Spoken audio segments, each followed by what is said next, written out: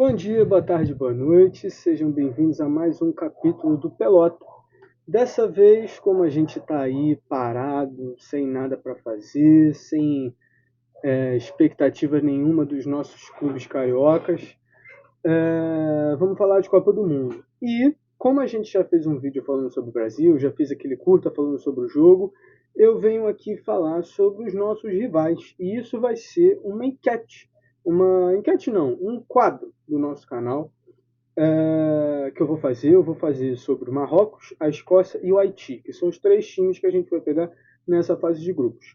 Quando a gente souber quem vão ser os times que a gente vai pegar depois da fase de grupos, né, na partir das oitavas e tudo mais, eu faço um vídeo também falando sobre esses times. Mas como o nosso primeiro rival vai ser o Marrocos, eu venho fazer um vídeo aqui hoje sobre o Marrocos. A gente vai comentar sobre os principais jogadores do time, sobre o treinador, sobre o desempenho do Marrocos nas últimas Copas e qual é a expectativa do jogo para o Brasil com o Marrocos. Tudo isso no vídeo de hoje. Siga lá, pelota, vamos embora. Então vamos lá, o que esperar do Marrocos para essa Copa do Mundo? Antes de tudo, a gente vai falar do retrospecto dele na Copa. O Marrocos ele veio de uma temporada absurda para um time africano em 2022. O Marrocos chegou numa semifinal com a França e saiu, obviamente. Eles passaram de Portugal ganhando de 1-0, chegaram nas semifinais e caíram para a França. Mas é o primeiro time africano na história da Copa do Mundo a chegar numas semifinais de Copa. Então, vendo isso, você imagina o quê? Realmente é um time complicado, é um time difícil. E o Marrocos sempre foi. O Marrocos agora já pode ser considerado um time difícil de se enfrentar, a partir de agora. E muito por conta do Walid Regragui, que eu não sei se é essa a pronúncia certa do treinador, mas é o ex-treinador, o antigo treinador do Marrocos, que levou o time para essa temporada de 2022. Hoje, quem é o treinador do Marrocos é o Mohamed Oualei. Ele é o treinador atual do Marrocos. Ele só tem 4 jogos. Ele foi substituído por esse Mohamed, por esse Walid, desculpa, 100 dias antes da Copa do Mundo. Então ele só tem 4 jogos. Desses 4 jogos, ele ganhou 3, empatou 1. Ele não tem nenhuma derrota ainda. A última vitória dele foi por 4-0 contra o Madagascar ontem, por incrível que pareça. Ontem teve um amistoso, o Marrocos ganhou de 4-0. Tal como a gente teve os amistosos com o Panamá, vai ter com o Egito agora no sábado, eles também tiveram deles contra o Madagascar, ganharam de 4-0. Mas só que como os números dele são tão poucos, eu trouxe o número dele do início dele na carreira de treinador. Qual é o início dele? Ele começou no sub-20 do Marrocos e foi campeão do mundo lá. Isso foi um dos fatores principais assim para ele ser treinador profissional do Marrocos agora. Ele só tem um trabalho em um time do Marrocos de sub-20, depois foi para a seleção e ele tem 68 jogos nessa seleção sub-20, ganhou 38 jogos, empatou 12 e perdeu 18. Então, é uma porcentagem boa. Assim, ele tem mais vitória do que derrota, ele tem alguns empates. Então, é um trabalho bom e, além de tudo, ganhou a Copa do Mundo. Então, querendo ou não, é um peso enorme para um treinador que está começando agora, começar num time sub-20 e ganhar a Copa do Mundo. O principal jogador da seleção do Marrocos é nada mais, nada menos que Hakimi, do PSG. Ele é atual campeão da Champions League. Um dos melhores laterais direitos do mundo. Ele faz essa subida e descida muito bem, o que ajuda muito para qualquer treinador que goste de tática, que trabalhe bem em tática. Isso é muito bom. Então ele tem essa habilidade de subir e descer, trabalha muito bem a bola lá na frente, trabalha muito bem a bola lá atrás. Então é um jogador que não pode ficar de fora da seleção, já foi convocado, já está entre os 26, obviamente, e já se apresentou também para a seleção. É o mais experiente do time, ele está em 2018 e em 22. Essa é a 7ª participação do Marrocos em Copa do Mundo e é a 3ª classificação consecutiva. Então a gente, vendo essas coisas assim, esses dados assim, a gente tira a conclusão de que o Marrocos ele não vem para a Copa do Mundo para brincar.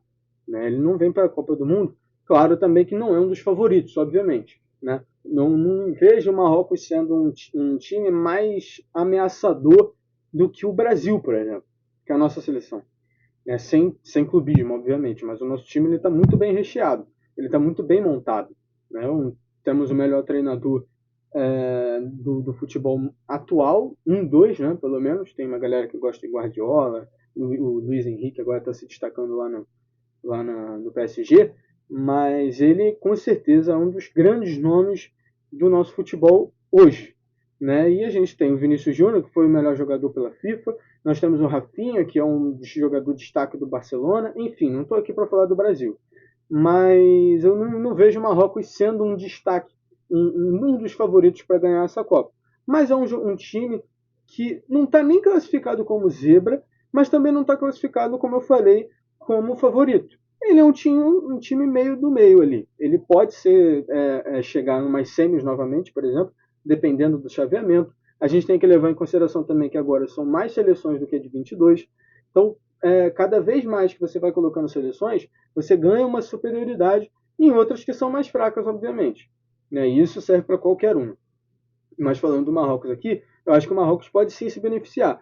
Talvez se eles pegarem qualquer outro, por exemplo, esse Marrocos, esse amistoso que eles tiveram agora foi com Madagascar, né? Eles já tiveram outros amistosos com Nova Zelândia. Desculpa, Nova Zelândia foi com Haiti. Eu vou falar deles mais para frente. Mas eles tiveram outros amistosos com outros times que são mais fortes e ganharam também. E, gente, ganhar do Portugal também não é qualquer coisa. O time de Portugal de 22 não está muito diferente do que tem hoje, né? Mas já tem uma pequena diferença. Tudo muda, né? Para 26 tudo muda. É a última Copa do Cristiano, enfim. Então, vamos ver como é que vai ser agora. Quais são os pontos fortes da seleção do Marrocos? A seleção ela tem jogadores com uma grande experiência na Europa. Então eles jogam um futebol de alta qualidade constantemente. Jogadores como o Enrabat, que é do Betis da Espanha, e o Mazraoui. Gente, meu Deus do céu, que crime. Estou falando tudo errado, desculpa. Mas ele era lateral direito do Manchester United da Inglaterra. E é um dos titulares. E o próprio Hakimi, né, que é do PSG, joga na França, o melhor time atual, recentemente está apresentando o melhor futebol. O Hakimi, campeão da Champions, como eu comentei. Enfim, todos esses jogadores são extremamente importantes para o time, porque estão acostumados com alguns jogadores que vão ser mais destaques em Copa do Mundo, que jogam na Europa. Né? Então esses jogadores já estão acostumados com esse nível mais pesado de Copa do Mundo, de futebol de alta qualidade e tudo mais. E eles são rigorosamente disciplinados em questão de organização de campo. Ou seja, eles são extremamente bem montados. Né? Eu gosto de falar dessa forma, acho que fica um pouco mais popular. Eles são bem montados, eles são bem estruturados em campo, tanto no setor defensivo quanto no setor do ataque. Mas aí é que vem o ponto fraco da seleção do Marrocos, que é não conseguir transformar as suas oportunidades em gol. Muito por conta da falta de um jogador que fizesse gols, assim, de um centroavante. Eles criam muitas oportunidades, eu já reparei isso, principalmente com o Hakimi, com a construção do Hakimi, com a construção do meio-campo desculpa. Com a construção do meio-campo do Marrocos, eles criam muito, tocam muito bem a bola e sufocam o time. Mas só que eles não conseguem transformar isso em gol. Então fica passando o jogo, fica no 0-0, ou às vezes tomam um contra-ataque e levam um gol e ficam dependendo. Não conseguem transformar em ter essa boa prática. Mas eles têm mais essa dificuldade com times que têm uma boa defesa. Bom, não preciso especificar aqui, né? Eu acho que defesas como a do Equador, por exemplo, foi a melhor defesa das eliminatórias agora da América do Sul. Defesas como a da França, defesas como a de Portugal, enfim, todas essas defesas da Holanda com Van Dijk, todas essas defesas que são bem fundamentadas, bem construídas, eles têm mais dificuldade de infiltrar, têm mais dificuldade de fazer gol. Quando é uma defesa mais fraca, com uma seleção mais fraca, que agora isso vai acontecer mais, como foi agora no último amistoso, estou dando esse exemplo de novo com o Madagascar, de 4-0, eles vão abrir a porteira, eles fazem muitos gols. Mas quando tem uma seleção que é mais fundamentada defensivamente, principalmente um jogador que é um artilheiro, tem 3 gols na seleção do Marrocos, que é o Youssef, ele fez aquele gol de cabeça contra Portugal, que classificou eles para as semifinais em 2022. Ele é um jogador que joga na Arábia Saudita e é um jogador artilheiro, é um jogador que faz muito gols, então ajuda muito o Marrocos nessa situação. O que o Brasil tem que ficar de olho com o Marrocos? Exatamente isso, essa construção de bola deles. Eles gostam de ter a posse e fazem de tudo para isso. Então eles marcam muito bem, marcam em cima, pressionam muito e mantêm a posse de bola. Isso é que a gente não pode deixar acontecer. Como que a gente pode impedir isso? Mantendo a nossa posse de bola. A melhor forma disso acontecer é mantendo a posse de bola, que evita deles assustarem a gente, sufocarem a gente e não fazer um time muito retrancado. A gente sabe que os jogadores brasileiros nossos não gostam de jogar retrancado. Não é a nossa qualidade, não é a nossa melhor forma de jogar. A gente gosta de jogar ofensivamente, atacando, cruzando, driblando, entrando dentro da área, e isso é a nossa característica. A característica deles é de sufocar o time. Então a gente não pode dar essa abertura para eles fazerem isso. Isso que o Brasil tem que ficar de olho. Tendo isso em vista, partiu os Estados Unidos, partiu a Copa do Mundo, partiu o Hexa.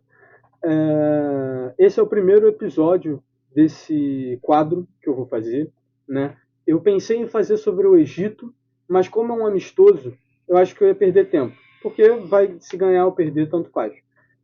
Eu venho aqui comentar sobre esse jogo logo depois, né? O sábado eu vou fazer aquele curto e no domingo eu venho comentar sobre o jogo.